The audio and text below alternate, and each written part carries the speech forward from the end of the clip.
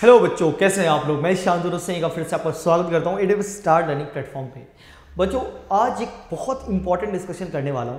ऐसे जो भी बच्चे जिनका exam up to the mark नहीं हुआ, आज मैं उन बच्चों की बात करने वाला हूं। 1 तारीख से कई सारे मैसेजेस मेरे पास आ रहे हैं, कई सारे मैसेज आ रहे हैं कि सर मेरा exam up to the mark नहीं हुआ, जैसा मैं सोच रहा था वैसा एग्जाम मेरा गया नहीं। 2 का पेपर हुआ, 3 का पेपर हुआ, 4 का पेपर हुआ। तो बच्चों का बहुत सारा मैसेज आ रहा था कि सर जैसा मैंने एक्सपेक्ट किया था पेपर का लेवल टफ था, या जो भी रीजन रहा हो, तो अब मुझे क्या करना चाहिए। अगर मैं 12th में हूं तो मुझे क्या करना चाहिए, अगर मैं ड्रॉप करना चाहता हूं तो मुझे क्या करना चाहिए, या मैं ऑलरेडी ड्रॉपर हूं तो अब मैं क्या करूं। तो कई सारे बच्चों का ये हमेशा बहुत दिन से मैसेज आ रहा था। तो मैंने क्या सोचा कि चलो इसके ऊपर एक वीडियो बना दिया जाए। तो वीडियो को लाइक और शेयर कर देना। सबसे पहले जानते हैं कि बैड परफॉर्मेंस, जो परफॉर्मेंस अच्छा नहीं हुआ, इसके पीछे रीजन क्या होता है। मेनली 2 रीजन ही होता है। एक रीजन क्या होता है, एग्जामिनेशन प्रेशर की वजह से हम उतना अच्छा परफॉर्म नहीं कर पाते। वो एग्जाम का प्रेशर कई तरह का हो सकता है। कोरोना का भी अभी टाइम चल रहा है तो एक डर का माहौल बना हुआ, ये भी हो सकता है। दूसरा जो सबसे कॉमन रीजन होता है, my preparation was not good, इसलिए मैं up to the mark perform नहीं कर पाया। सिंपल सा बात होता है कि सर मेरा प्रिपरेशन इस बार अच्छा था ही नहीं। अब इसमें भी 2 कैटेगरी के बच्चे हैं, एक ऑलरेडी जो 12th पास कर चुके हैं और एक जो इस बार 12th का एग्जाम दिए थे, मतलब ड्रॉपर, और जो 12th अपीयरिंग में थे। तो मैं दोनों बच्चों की इंडिविजुअली बात करने वाला हूं। बहुत इंपॉर्टेंट वीडियो होने वाला है जो तुम्हें बता देगा कि तुम्हें करना क्या चाहिए। सबसे पहले बात करते हैं 12th वाले बच्चों की। अब 12th वाले बच्चों का सबसे पहला सवाल होता है कि सर मेरा उतना अच्छा मार्क्स नहीं आया। अब सर मार्क्स अच्छा आना नहीं आना कैसे अपन डिसाइड करें। तो यार देखो, अगर सिंपल सी बात की जाए तो पिछले बार जितना कट ऑफ आया था एडवांस के लिए, अगर तुम कट ऑफ भी क्वालिफाई नहीं कर पा रहे हो तो ऑब्वियसली फिर तो कोई फायदा ही नहीं है। अगर तुमने एडवांस का कट ऑफ क्वालिफाई कर लिया है तो ठीक है, उनकी मैं बात करूंगा, डोंट वरी। लेकिन अगर तुम कट ऑफ भी क्रॉस नहीं कर पा रहे हो, ये कहां से देखना है, प्रीवियस ईयर का तुम देख लो कि प्रीवियस ईयर कितना कट ऑफ गया था, जनरल का, ओबीसी का, एससी का, जो भी कट ऑफ गया था, उस कट ऑफ रेंज में भी तुम अगर नहीं आ पा रहे हो तो फिर परफॉर्मेंस तुम्हारा उतना अच्छा नहीं हुआ। अब तुम्हें क्या करना चाहिए। पहला सवाल होता है कि सर शुड आई ड्रॉप और नॉट। देखो, ड्रॉप करना बुरा नहीं होता। सबसे पहली बार drop is not a bad choice, but depend ये करता है कि अगर तुम इस बार ड्रॉप कर रहे हो तो अभी जैसा कॉलेज तुम्हें मिल रहा था 10 गुना अगर अच्छा कॉलेज नहीं मिलता है ड्रॉप करने के बाद भी, तो ड्रॉप करने का कोई फायदा नहीं है, कोई फायदा ही नहीं है। अक्सर क्या होता है, हम ड्रॉप करने के बाद जो कमिटमेंट हम खुद से करते हैं वो कमिटमेंट हम पूरा नहीं करते। अगर आज मैं ड्रॉप ले रहा हूं तो मेरा कमिटमेंट क्या होगा कि मैं इस बार अच्छे से पढ़ूंगा, ये करूंगा, वो करूंगा, और वो कमिटमेंट अगर मैं पूरा नहीं करता हूं, मैं 10-12 घंटे नहीं पढ़ाई करता हूं, एक शेड्यूल्ड, एक प्रॉपर पढ़ाई नहीं करता हूं, तो फिर ड्रॉप करने का फायदा क्या है। फिर तो मैंने 1 साल अपना वेस्ट कर दिया। तो ड्रॉप करने का अगर तुम प्लान कर रहे हो, सबसे इंपॉर्टेंट बात, तुम्हारा एक फिक्स शेड्यूल होना चाहिए, एक प्रॉपर प्लानिंग होनी चाहिए कि मैं अगर ड्रॉप कर रहा हूं तो मुझे ऐसे ऐसे ऐसे तैयारी करनी है ताकि मेरा जो परफॉर्मेंस इस बार हुआ है उससे मैं 10 टाइम्स इंप्रूव करूं, तो ही मैं ड्रॉप करूंगा, वरना मैं ड्रॉप नहीं करूंगा, मैं 1 साल वेस्ट नहीं करूंगा। सबसे इंपॉर्टेंट होता है। तो ड्रॉप बैड चॉइस नहीं है, बट उसके लिए तुम्हें खुद से एक कमिटमेंट करना पड़ेगा, उस कमिटमेंट पे रहना पड़ेगा कि मेरे को एक ऑर्गेनाइज्ड प्रॉपर पढ़ाई करनी, प्लानिंग के साथ करना है। अब प्रॉपर प्लानिंग के साथ पढ़ाई करने के लिए तुम कोर्सेज भी ज्वाइन कर सकते हो। कई बच्चे कहते हैं कि सर मेरा तैयारी उतनी अच्छी नहीं थी। अब जिनकी तैयारी अच्छी थी वो तो सेल्फ स्टडी करके कर सकते हैं, ऐसी बात नहीं है। लेकिन जिनका तैयारी अच्छा नहीं था, जिनको आता ही नहीं है कि सर मेरा फिजिक्स ही वीक ही रह गया, मैथ वीक ही रह गया, केमिस्ट्री बिल्कुल मेरे को आता ही नहीं है, उनके लिए तो विदाउट खुद से करना और 4 महीने में ये इम्पॉसिबल काम होता है। उसके लिए अगर तुम चाहो तो, वैसे तो मार्केट में कई सारे कोर्सेस हैं, तुम जिससे ऑब्वियसली तुम्हें जो जिनसे फ्रीक्वेंसी मैच होती है तुम उनका ही कोर्स ज्वाइन करो।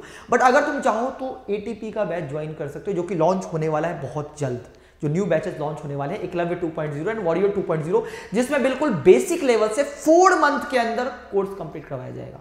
ये उनके लिए है जिनका फिजिक्स, केमिस्ट्री, मैथ वीक है, जिनका तैयारी अप टू द मार्क नहीं हुआ था। अब जिनका तैयारी ऑलरेडी हो गया था वो खुद से कर सकते हो तो कर सकते हो, कोई दिक्कत नहीं है। बट ड्रॉप तभी करना जब तुम्हारे पास एक प्रॉपर प्लानिंग हो, एक प्रॉपर शेड्यूल हो कि तुम्हें ऐसे चलना है। रैंडमाइज चीजें मत करना, और उसके लिए बेस्ट होता है कोई एक ऑर्गेनाइज्ड कोर्स ले लेना।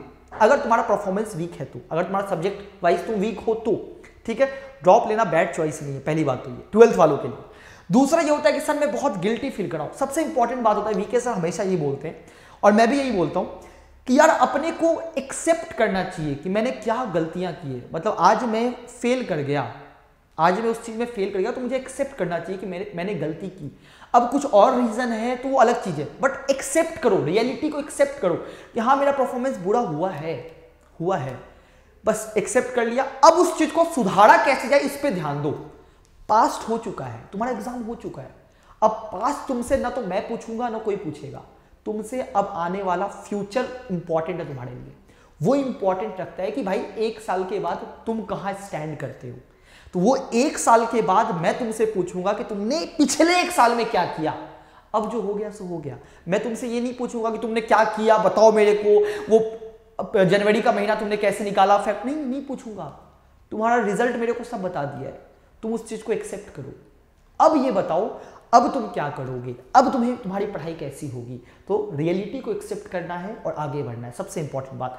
गिल्टी फील करने से कुछ भी नहीं होना। पास्ट मैटर नहीं करता, प्रेजेंट मैटर करता है, क्योंकि प्रेजेंट ही तुम्हारा फ्यूचर डिसाइड करेगा। सबसे इंपॉर्टेंट होता है एग्जाम में, वही प्रेशर की वजह से मैंने कूल लॉस्ट कर दिया। तो यानी कि अगर ऐसा कुछ केस है कि सर मेरा मॉक टेस्ट में अच्छा मार्क्स आ रहा था, तो तुम सेल्फ स्टडी भी कर सकते हो, कोई दिक्कत की बात नहीं, लेकिन ऑर्गेनाइज्ड करना, एक प्रॉपर रूटीन फॉलो करना, और वो रूटीन बहुत इंपॉर्टेंट है, उसको तुम आखिरी तक तुम्हें फॉलो करना है।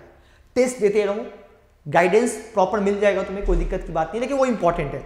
उसके बाद होता है should I prepare for JEE advance और अदर एग्जामिनेशन। ऐसे बच्चे जिनका फर्स्ट ये वाला पॉइंट हुआ है कि भाई मैं प्रेशर में एग्जाम बुरा चला गया, वो चाहे तो जेईई एडवांस एवं बिटसेट जैसे एग्जाम होते हैं उनका प्रिपरेशन तुम कर सकते हो।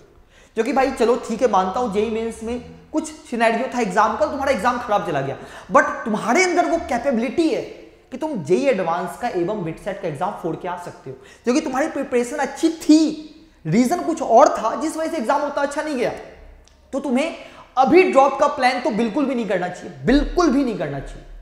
तुम्हें अगर हल्का सा भी लगता है कि यार मैं तो कट ऑफ तो निकाल ही लूंगा और मेरे मार्क्स इतने आ जाएंगे कि मैं हाँ एक डिसेंट स्कोर मेरा रहेगा, मैं एडवांस के लिए क्वालिफाई भी कर जाऊंगा, तो तुम प्लीज एडवांस पे फोकस करो, बिटसेट पे फोकस करो। अभी ड्रॉप लेने का प्लानिंग मत करो। ड्रॉप उन्हीं को लेना चाहिए जिनका एग्जाम वाकई बहुत कम मार्क्स आ गया, जिनका बहुत कम है कि एडवांस भी क्वालिफाई नहीं करूंगा, या जिनका सब्जेक्ट वाइज बहुत वो वीक है, जिन्होंने उतनी अच्छी तैयारी नहीं की थी, उनके लिए ड्रॉप है। और ड्रॉप ऐसा मतलब ड्रॉप अगर तुम कर रहे हो तो प्रॉपर किसी के गाइडेंस में करना, 4 महीना वेस्ट मत कर देना आगे, ध्यान रखने इस बात को। तो ये 12th वालों की बात हो गई। अब अगर मैं बात करूं कि 13th वालों की अगर बात करते हैं, तो 13th वालों का सबसे पहला सवाल होता है कि सर सेकंड ड्रॉप लेना सही रहेगा कि नहीं रहेगा। देखो मैं पर्सनल व्यू बताऊं तो सेकंड ड्रॉप बहुत बैड चॉइस होता है। क्यों होता है sir bad choice? Even second drop में तुम्हें अच्छी एनआईटीज भी मिल जाती है, आईआईटी तो पॉसिबल ही नहीं है, सेकंड ड्रॉप में तुम आईआईटी का एग्जाम नहीं दे सकते। अगर इवन अच्छी एनआईटीज भी मिल जाती है तो प्लेसमेंट में बहुत दिक्कत होता है। वो पूछते हैं कि तुमने सेकंड ड्रॉप क्यों लिया, तो उनका प्रेफरेंस 12th पास और फर्स्ट ड्रॉप वाले ज़्यादा होते हैं। तो यार जब मैं अच्छे कॉलेज में जा रहा हूँ तो मैं एक्सपेक्ट कर रहा हूँ कि मेरा प्लेसमेंट अच्छा हो, क्योंकि फाइनली सबको जॉब ही करना है, पैसे कमाने हैं।